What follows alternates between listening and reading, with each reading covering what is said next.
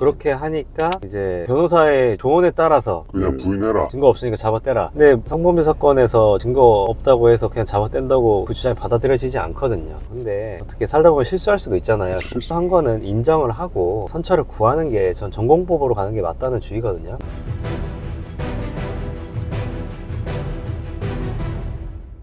안녕하세요. 안녕하세요. 오늘 저희가 성범죄 관련된 거 오늘 종결을 했는데, 처음에 수사 단계에서는 저희를 선임 안 하시고 다른 변호사를 선임을 하셔서 진행을 하셨더라고요. 네, 맞습니다. 그래서 그때는 부인을 하셨었죠? 그랬죠. 그때는 부인을 했었는데 그 뒤에 이제 재판 단계 넘어가면서 저를 찾아오셨잖아요. 네, 맞습니다. 근데 거기 변호사님이 계신데도 다시 저를 찾아오신 이유가 있어요? 사실은 저도 이제 사회생활을 좀 오래 했던 사람이고, 이제 어떤 사람하고 이제 소통을 하다 보면 이건 좀 아닌데? 라는 게 몇 번이 이제 반복이 되더라고요. 여러 가지 사안에서. 그래서 나중에는 가장 크게 전에 있던 변호사님한테 실망을 하게 된 게, 실망이라기보다는 이분이랑 제가 같이 갈 수 있을까라는 이제 그런 생각이 든 게, 저보고 스탠스를 어떻게 취하고 싶냐, 공판기일에 나가서. 근데 저희 같은 일반인이 그런 스탠스를 취하고 하는 그런 법적인 상식이 없잖아요. 법적인 지식이나. 어떻게 할 건지를 그걸 물어봐요? 그렇죠. 앞으로 그러면 잡아떼실 거냐, 아니면은 그냥 다 인정하실 거냐, 아니 그런 거에 대한 결과물들, 이런 걸 저희가 법적인 결과들을 알지를 못하잖아요. 그러니까 인정할지 말지에 대한 선택을 변호사가 해줘야 되는데. 그래서 그때 약간 반짝 떠진 게 뭐냐면, 모든 변호사분들이 다 전문 직종이 있는데 이분이 뭐 이혼일 수도 있고 아니면 뭐 부동산 쪽일 수도 있고 한데, 그런 거를 제가 파악을 하지도 못한 채 예전에 어떻게 하다가 알게 된 변호사님한테 한 게, 어떻게 보면 그 생각 자체가 너무 안일했던 것 같아요. 제가 이 사안을 좀 심각하게 바라보고, 제가 만약에 실형이 나오면 진짜 어딜 들어가야 될 수도 있는 상황이고, 근데 그런 거에 대한 심각성이 너무 없었던 것 같아요. 왜냐하면 어떻게 보면은 누구나 다 그렇게 생각하실 것 같아요. 난 법 없이도 살 수 있는 사람이고, 난 지금까지 살면서 남한테 피해 준 적 없고, 이런 사고방식이 이제 안에 들어와 있다 보니까 사건 사고가 벌어졌을 때 이게 진짜 내가 실형을 살까? 내가 어딜 들어갈까? 설마 큰 문제가 있을까? 이거 뭐 아무 변호사님이나 제가 선임을 하더라도 이 정도는 그냥 잘 넘어가겠지 라는 제 자신의 안일함이 먼저 있었던 것 같아요. 오셔서 이제 제가 상담을 하면서 쭉 보고 기록을 보고 하니까 이게 사건이 심각하더라고요. 아찔했죠. 그 당시에는. 만약에 이거를 그분 주장대로 수사 단계에서 그냥 내가 안 했다고 그렇게 발뺌해라 이렇게 얘기했다면서요. 그거는 경찰 조사가 있기도 전에 그분들이 먼저 저한테 연락을 해서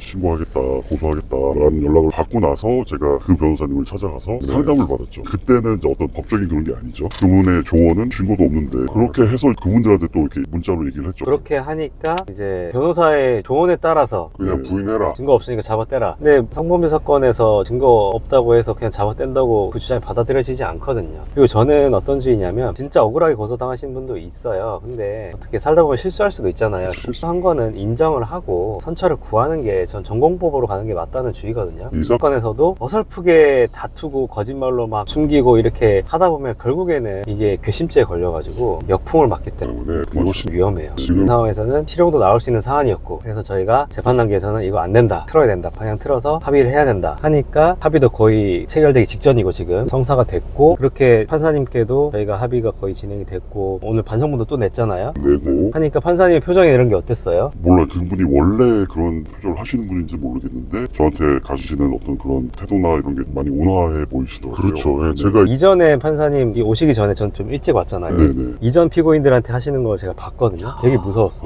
저한테만 그런 게 아니군요. 그러니까 우리 의뢰인한테만 온화하게 한 거예요. 이전에 되게 무서운 분이었는데, 네네. 그 이유가 반성을 하고 있고 이 사람이 뉘우치고 있고 이런 거를 저희가 어필을 하니까, 이거를 그런 판사님한테 어설프게 다퉜으면은 이거는 진짜 큰일 나는 상황이에요. 맞아요. 저 같은 일반인들은 제가 잡아떼거나 불인정하고 하는 부분들이 뭐냐면, 우리가 일반인들이 어떤 행동을 했을 때 약간 법적인 내용들 이런 거를 잘 모르기 때문에, 이거는 그냥 아무 변호사님을 이렇게 찾아뵐 게 아니라 되게 그 특정, 제가 이혼이면 이혼, 부동산이면 부동산 이런 걸 해야 된다. 뭐 예를 들어서 우리가 의사를 찾아갈 때도 교정 전문 아니면 내과 중에서도 내과면 어디 뭐 간 전문 뭐 이런 분을 찾아가잖아요. 그 분야의 명의가 따로 있죠. 그렇죠. 다른 분들은 일반적으로 다 실행을 하시죠. 배우는 거 다 수행을 하시지만 그 한 분야에 대해서 오래 하신 분들이 있단 말이에요. 그러니까 그분들은 아무래도 노하우들도 많이 쌓여 있고 지식들도 다른 다른 의사분들보다 더 많이 있을 거기 때문에 그런 걸 찾아가듯이 변호사분도 제가 보기엔 마찬가지다. 이게 이혼이다. 이혼 전문이면 이혼 전문 변호사를 찾아가야 되는 거예요. 아니면은 다른 법적인 분쟁, 지식재산권이다. 이러면 또 이게 지금 계신 변호사님 아닐 수도 있거든요. 그거는 또 다른 전문적으로 하시는 분 변호사 사무실이 있으니까. 그렇죠. 그래서 같은 법이라고 해도 다 같은 전문성을 갖고 있지 않을 수도 있으니까 꼭 꼼꼼히 알아보고 그분들을 찾아가는 게 맞는 얘기인 것 같다. 그렇게 생각을 합니다. 성범죄는 성범죄를 전문으로 하는 변호사한테 가야지 이렇게 제대로 된 판단을 하잖아요. 만약에 제가 뭐 이전 변호사님 누군지도 몰라요, 저는. 이전 변호사님 방식대로 계속 잡아떼고 법정에서도 무죄 다투고 했으면 이거는 저는 실형도 나올 수 있을. 그분은 시간을 이제 오래 끌기 위해서 내년까지 집행유예 기간이 끝날 때까지 끌어보자. 그렇게 끌어지지도 않아요. 그리고 저보고 6개월 출장을 갈 수 있느냐 아니면은 또 피해자분을 증인석에 올리겠다. 그래서 친문을 하겠다. 그렇게 신문을 하는 순간 합의는 날아가죠. 제가 그래서 역으로 물어봤어요. 네. 아니 그렇게 하면은 그분들이 되게 격한 감정이 일어나지 당연하죠. 않을까요? 그러니까 그런 거에 대한 지식이 너무 없으신 거예요. 네. 그러니까 전혀 모르시는 네, 거고 그 합의를 하려면 그러면 피해자 세우지 말고 일단 인정하면서 해도 될까 말까인데 아까도 저희 끝나고 나서 피해자 변호사님 잠깐 봤잖아요. 표정도 딱 그리 나쁘지도 않고 네, 근데 나쁘지도 않은 게 아니에요. 되게 나쁜 거였네. 그렇죠. 적대적으로 이렇게 그래. 하셨어요. 제가 뭐 그런 상대편 변호사분이 저한테 대하는 걸 본 적이 없으니까 저 정도가 되게 공격적인 건지 엄청 공격적이진 않긴 했는데 네, 그걸 그래도 판단할 수는 없어요. 당연히 그 마지못해 합의해주는 마지못해는 아니지만 좀 뭔가 엄청 호의적으로 이렇게 그렇진 않았거든요. 그런 상황에서 우리가 피해자를 법정에 세워서 막 싸우고 하면은 합의가 됐겠어요 그게? 그래서 판단이 중요하고 그럼 제대로 된 판단을 하려면 이분이어도 전문성이 있어야 된다. 맞습니다. 절실하게 느꼈고 이게 그나마 제가 이렇게 찾아와서 어떻게 보면 다행이지. 왜냐하면 그 순간은 어떻게 보면 저의 판단이었잖아요. 안 그랬다면 지금도 제가 진짜 지옥에서 살고 있는 느낌일 것 같아요. 지금은 물론 이제 사과하는 마음, 죄송한 마음 있죠. 없진 않아요, 저도. 있고 또 막 전화 하나 오면은 문자 하나 오면 훌쩍훌쩍 놀라고 하는 게 아직도 있긴 있죠. 네. 근데 지금 저의 감정하고 그 전의 감정하고는 완전히 다릅니다. 제가 변호사님을 찾아뵙고 좀 더 전문성 있는 분한테 맡겨가지고 생각해보시면 기억나시잖아요. 제가 맨 처음엔 스탠스가 인정 안 하겠다는 스탠스였잖아요. 맞아요. 그게 제가 갖고 있는 생각이 아니에요. 그 전에 있던 변호사님하고 논의해서 생긴 사고방식이고 생각인 거지